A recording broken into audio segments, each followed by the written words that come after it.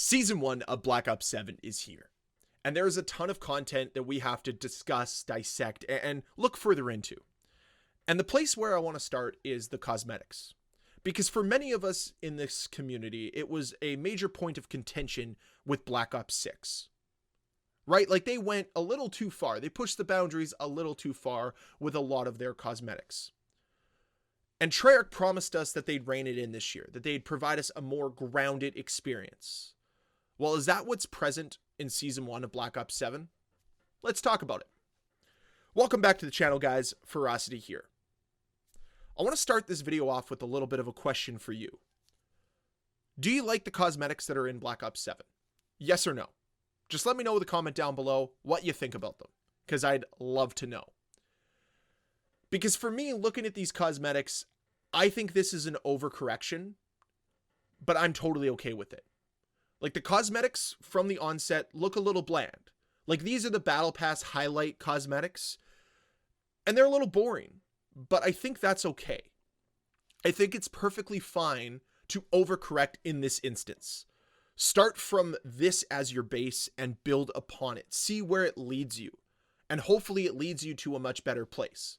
Now, I'm not going to sit here and pretend that Treyarch and Activision are going to 100% stay the course and provide us grounded skins like these for the entirety of Black Ops 7.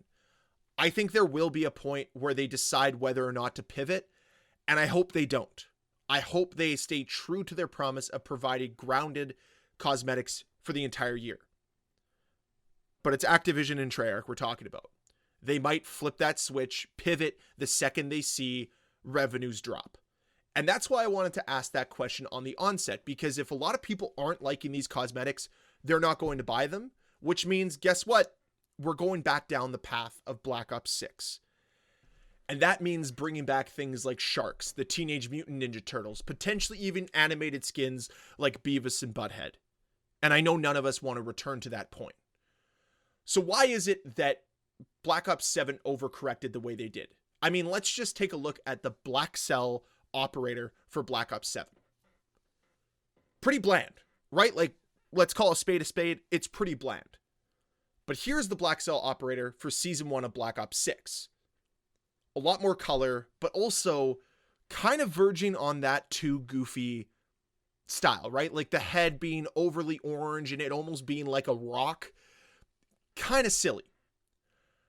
I don't know why we can't just find a middle ground between these two cosmetics. That's where Call of Duty needs to figure themselves out. If they can figure out how to provide a middle ground between these two cosmetics, I would be insanely happy. And maybe that's where they're going to work towards throughout this year. Because I don't want to see more of what I saw in the Black Cell Battle Pass for Black Ops 6. I just don't. And I mean, like, Season 1 is tame compared to that Minotaur thing that we received later on in the game's life cycle. Like, if you want to turn me off of Black Ops 6 or Black Ops 7, pardon me, start going down that path again. And I won't play your game.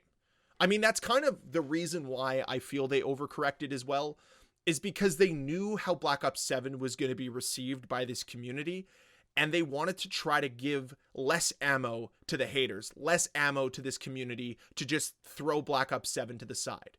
Sure, the cosmetics are bland, but they're not going to be the reason why you don't play the game.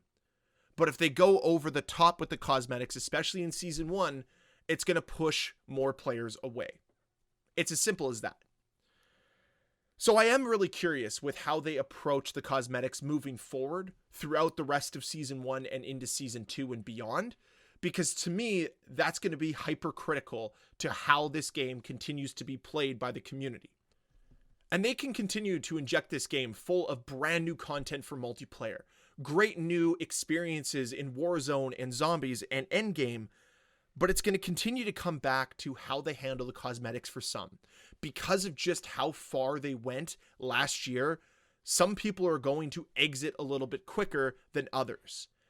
People want that consistency. They want that experience to be maintained. That's important. And this isn't me asking for the game to be a milsim. I'm not naive to think that that's what Call of Duty's ever been.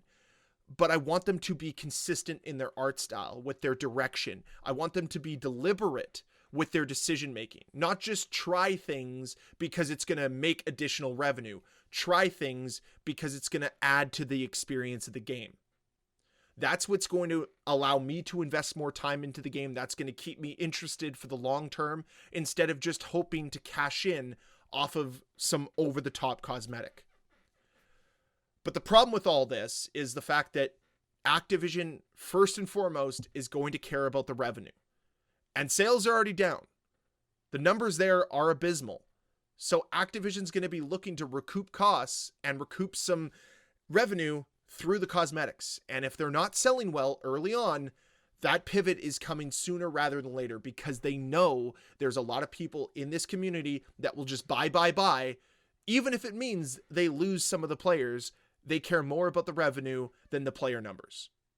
And for them, it matters more to retain players that spend money than to retain players that don't, like myself. I always say that, hey, if you make the game better, if you bring in better cosmetics, like all these things, I'll be more inclined to spend money. But they have, years upon years upon years of data on me. And they know I don't spend money. So do I mean more to them to keep engaged in the game? Or would they rather have somebody that's been buying every battle pass, buying every black cell, buying, 3 or 4 bundles every single season? That's who they want to keep engaged in the game, not me. And that's the really unfortunate truth of this all. But maybe that's a topic worth further exploring on another video. Let's try to bring this back to the cosmetics in Season 1 of Black Ops 7. I think it's a perfect starting point. I know it's an overcorrection. I know they come across as bland. But now they can kind of play with things a little bit. See where they can push the boundaries in certain directions. Like I might have said it earlier, but I'll state it again here. The Call of Duty League skins that are available with Season 1 are fantastic. I love the push for color. I love the contrast of black and white. They're fantastic. More of that. And that's what I'm looking for. Add little bits of color here or there. Like the camos that are in this game with weapons. Like it's crazy to me how well they're able to apply camos to weapons. And they still can't seem to figure out what works on operators. What the community wants in that regard. So hopefully they can kind of play with things a little bit more and really hone in on the creative structure of the cosmetics so that they can have grounded cosmetics that sell well, that look good, that keep players happy.